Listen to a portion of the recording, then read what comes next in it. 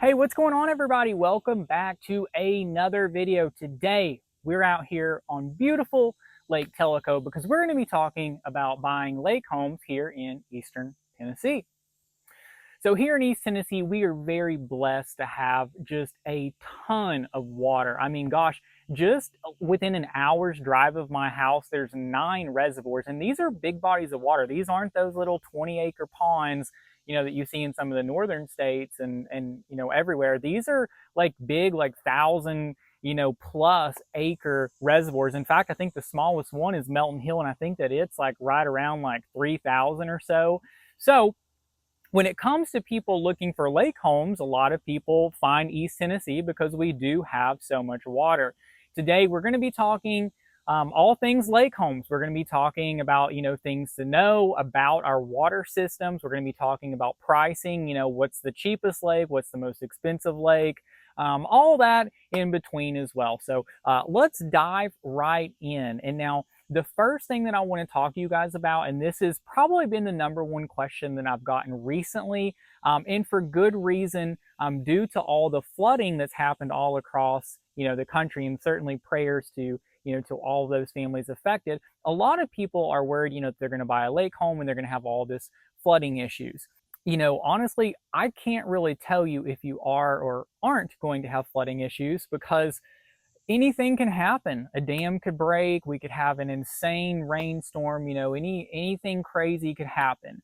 What I can tell you is that our rivers, most of the lakes that you guys are going to live on are all reservoirs, meaning they're dammed up sections of the Tennessee River. So they are controlled by TVA through dams. And now part of the reason that TVA dammed up all of these rivers was to help with flood prevention. So what you will find is there are several things that TVA does throughout the year to help accommodate, for flooding. So with that, I would say in the 35 years that I've been in East Tennessee, that's my whole life, by the way, I can't remember a time when any of these lake homes did flood.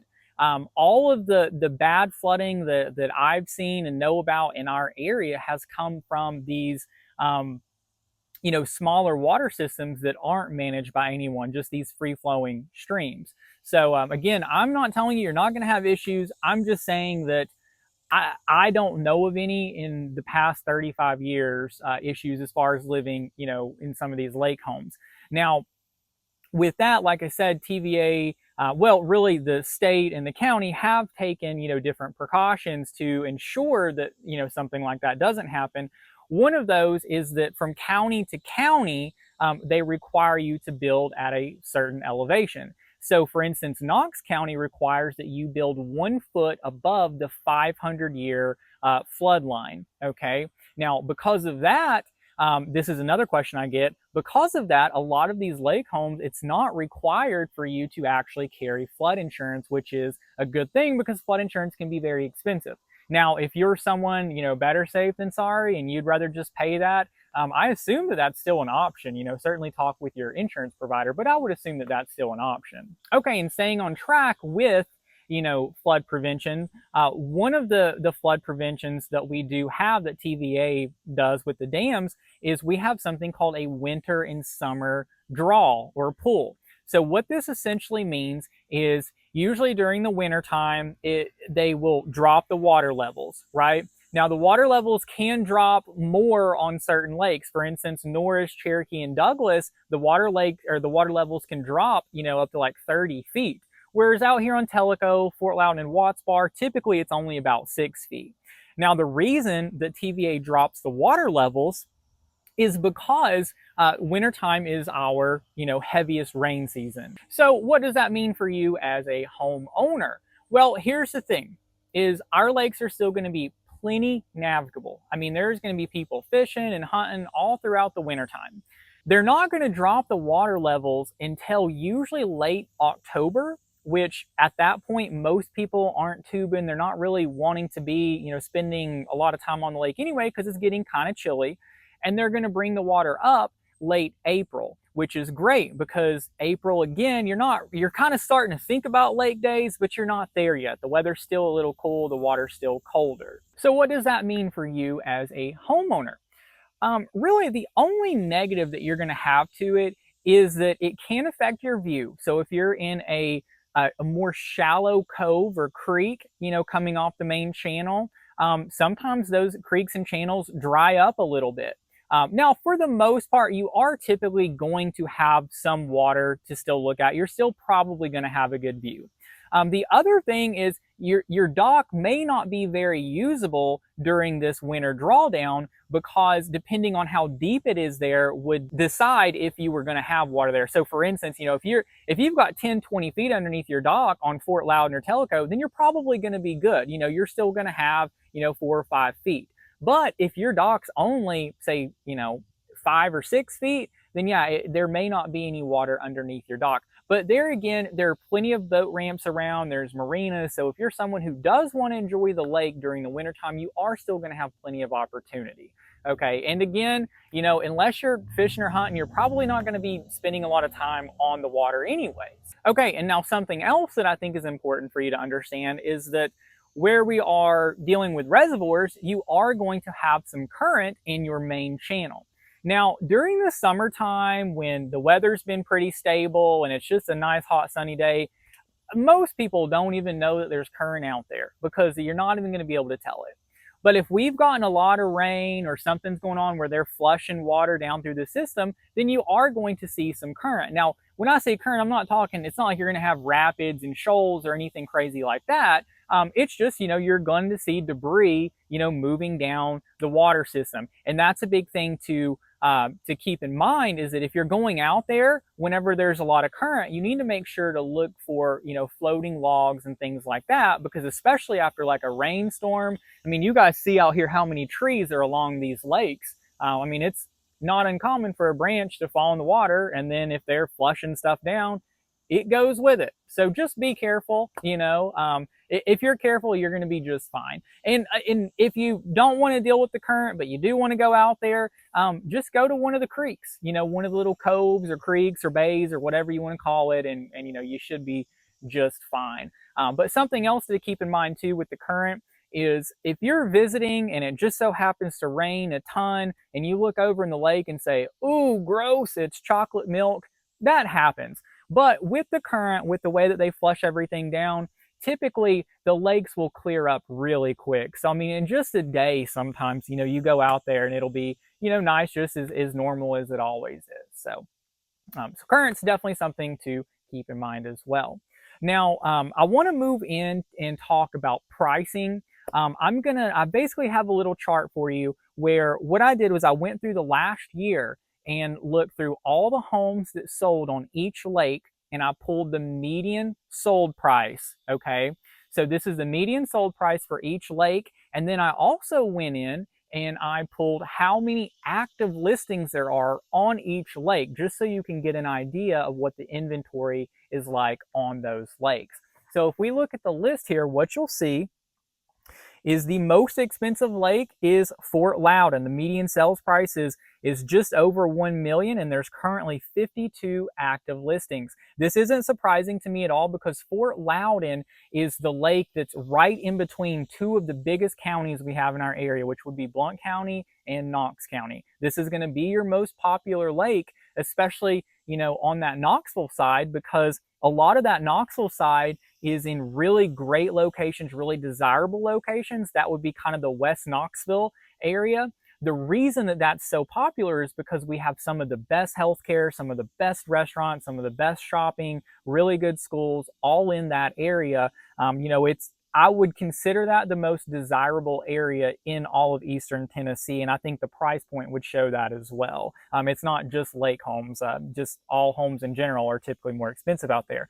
But it's not surprising that Fort Loudon comes in as the highest. I will say, I would expect to pay a little bit more than $1 million. I know that's the median sales price. I'm pulling these, but looking at lake homes on Fort Loudon, especially if you want to be on the nicer end, they're all the way up. They get way up there in price. Coming in at number 2 is where we are right now, which is Tellico Lake. You're just under $1 million. Active listings right now is 62. Tellico does have a decent amount of inventory, mainly because there's some communities, and we're going to talk about those communities here soon. Tellico is one thing that I love about Tellico is you can see out here, there's not quite as much development as there is on Fort Loudon. Also, I don't know if you can see it, but the dam is right there behind me. That dam is the water coming through that dam is all mountain water. It's coming straight from North Carolina, basically through the Fontana Lake water system. So the water's a little cleaner. It's a little clearer. It's also a little cooler. But you know, you've got a fair amount of inventory out here. You're not too far out in the boonies. Now, there are some areas of Tellico Lake that are kind of out there. You know, you're really in the country. But, you know, for the most part, especially with some of those lake communities, you know, the location is fine. You know, proximity to either Maryville, Lenore City, or Knoxville is very manageable. Moving on, the next one we have is Norris Lake coming in at 797, 71 active listings. Norris Lake is really nice. It's beautiful. I love to go out there and camp.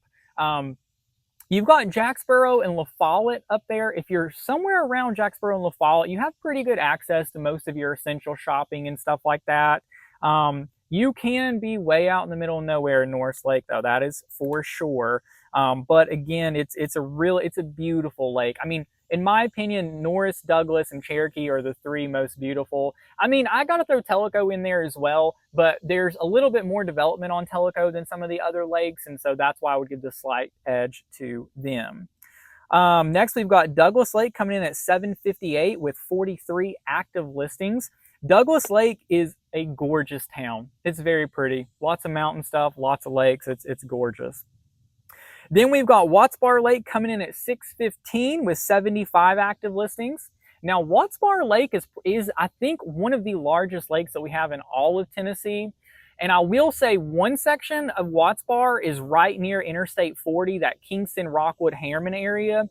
Now, that section is going to be a little bit higher priced than the lower section, like down around 10 Mile or Spring City. And that's got a lot to do with just access to shopping, because between Kingston, Rockwood, and Harriman, you really have all of your essentials right now that you need.